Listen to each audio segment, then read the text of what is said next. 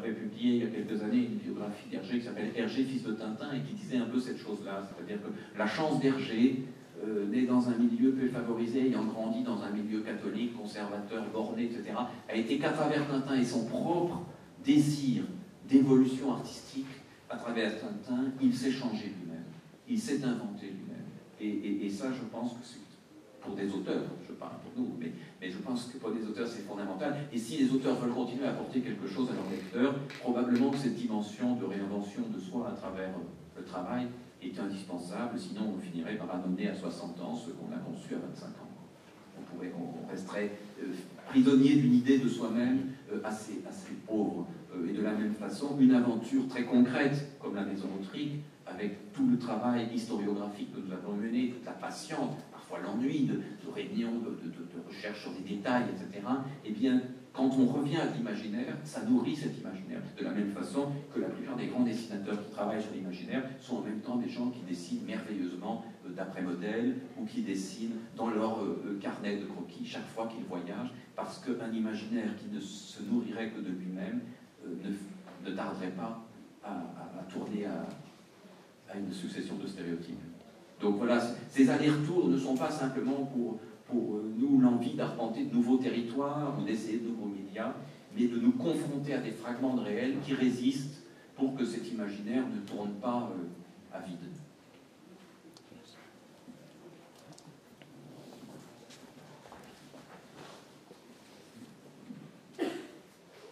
Bonjour. On parle beaucoup aujourd'hui de tout ce qui est modification architecturale, notamment par rapport aux contraintes environnementales. Est-ce que c'est quelque chose sur lequel vous avez des imaginaires?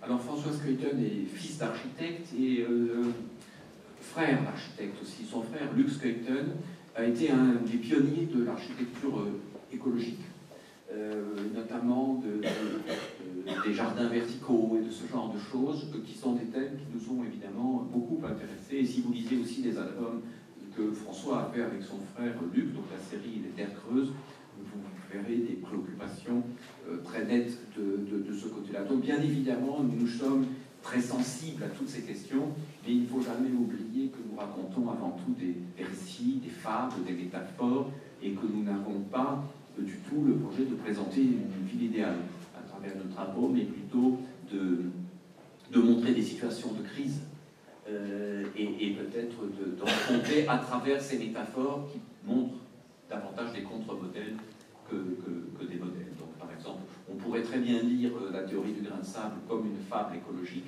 mais ce qu'on voit dans le récit, c'est plutôt de la catastrophe. Voilà, mais il est bien évident que toutes ces questions nous importent et pas simplement d'aujourd'hui.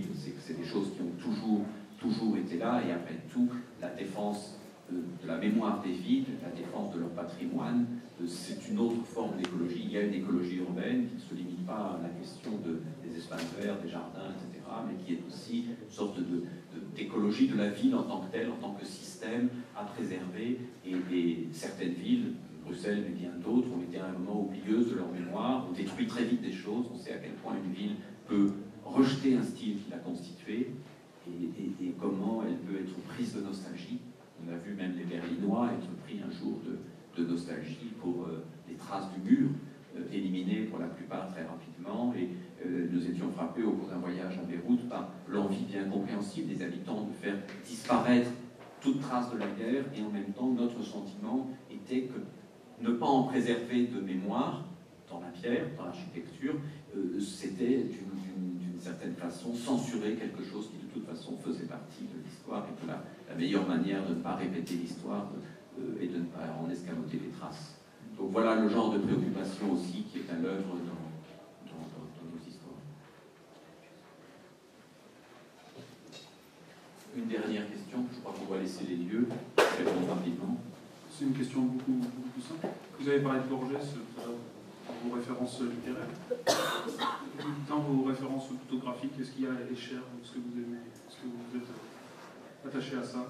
Oui, bien sûr, Escher, mais je dirais que pour François Skeuten, sans doute, Magritte a été plus important encore. Il a quelqu'un qui est quand même assez inscrit dans les racines belges et ce réalisme belge qui qui certainement n'est pas étranger à certains des aspects de nos histoires. Et puis les références sont hétéroclites. Quelquefois, nous prenons des vieilles revues du 19e siècle, comme le Tour du Monde ou l'Illustration, et on s'arrête sur une gravure sans même savoir d'où sort vraiment cette gravure. Et un détail d'un bâtiment ou d'un personnage ou d'un costume peut se trouver réinvesti dans notre histoire et associé à des images venues d'ailleurs, des photographies de Nadar, les plantes de Winsor Mantley, évidemment beaucoup de films aussi. Il y a dans la bande dessinée, en tout cas telle que nous la pratiquons, un recyclage de signes, mais nous-mêmes, je pense, nos histoires sont recyclées par d'autres et sont prises dans cette chaîne de transformation des images. Et après tout aussi les architectes auxquels nous rendons hommage, nous donnons une nouvelle existence à leurs bâtiments, ou à leurs bâtiments disparus, ou à leurs projets. Et tout cela peut conduire encore à d'autres transformations. Nous n'avons pas du tout le sentiment que nous sommes des inventeurs de ce point de vue-là, mais je ne sais pas, nous sommes pris dans une combinatoire et une mémoire avec un petit peu d'invention qui s'y glisse. Voilà, merci beaucoup. Et donc, si certaines ou certains souhaitent prolonger la conversation, je me trouverai à partir de 17h sur le stand de Castel. Voilà. Merci beaucoup. Merci.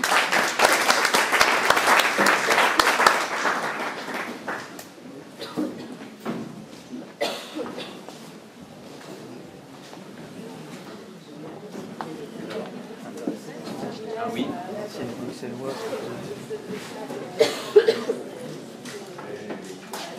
C'était une belle chance.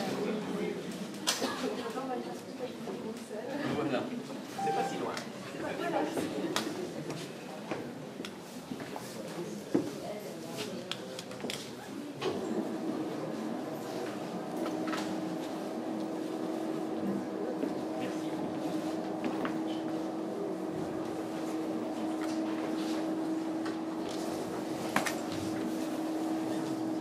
Voilà, vous voyez que j'étais plus à l'aise avec mon ordinateur parce que c'est très difficile pour moi de donner les indications à quelqu'un d'autre sans perdre de temps.